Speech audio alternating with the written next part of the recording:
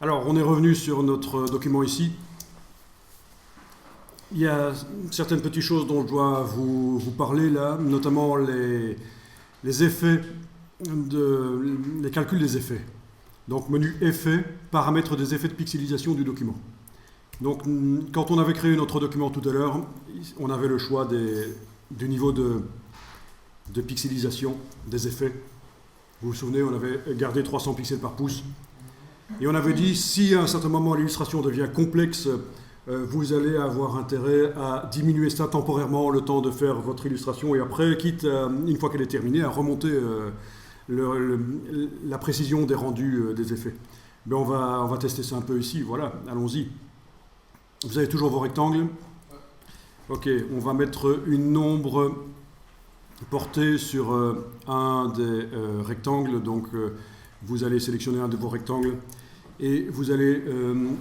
ce serait intéressant d'afficher la palette aspect pour faire ça, parce que vous savez que la palette aspect, c'est quand même la plus importante, une des plus importantes dans Illustrator, avec la palette des calques aussi, bien sûr. Donc, menu fenêtre, aspect. Alors, ce qu'on va faire ici, c'est qu'on va ajouter, donc sur ce rectangle qui est sélectionné, on va lui ajouter un effet d'ombre portée. Donc, menu effet, spécial, ombre portée.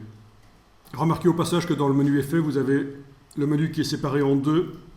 C'est indiqué, on a les effets typiques de Illustrator et en dessous, on a des effets Photoshop qui peuvent être appliqués aussi. Donc ici, c'est effet spécial, ombre portée. Je coche la case aperçue. On voit que l'ombre arrive.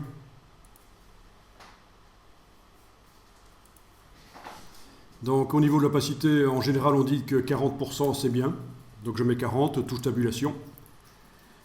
Contrairement à Photoshop, vous n'avez pas une roue qui vous permet de décider de l'angle de la lumière. C'est un peu moins intuitif.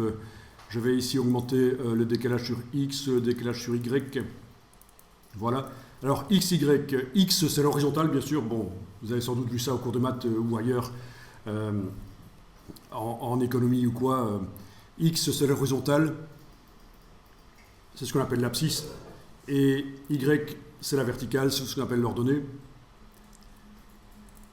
Et dans Illustrator, l'origine des règles se trouve en haut à gauche du document.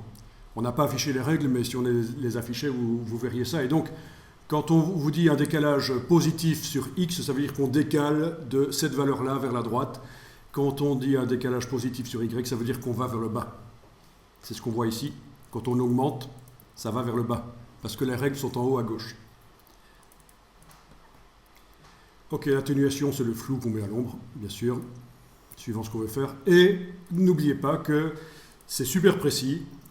Si 1 ne vous convient pas, 2 non plus, vous pouvez taper 1,5, touche tabulation. Si ça ne vous convient toujours pas, 1,55, etc.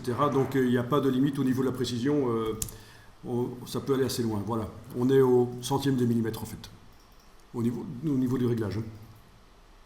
Ok. Et donc, l'ombre portée sur cet objet apparaît dans la palette aspect quand cet objet est sélectionné. Et si on veut la modifier, on doit cliquer sur le mot ombre portée.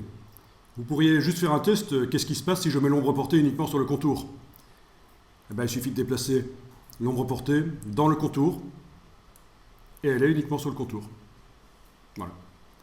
Bon, dans ce cas-ci, c'est pas génial, il faudrait la modifier, qu'elle soit plus petite. On peut donner l'impression que, voilà, le contour est en épaisseur. Ici, je vais ressortir l'ombre portée du contour et la mettre sur tout l'objet. Voilà. Ok, ce serait peut-être bien d'enregistrer le document, on n'est jamais trop prudent.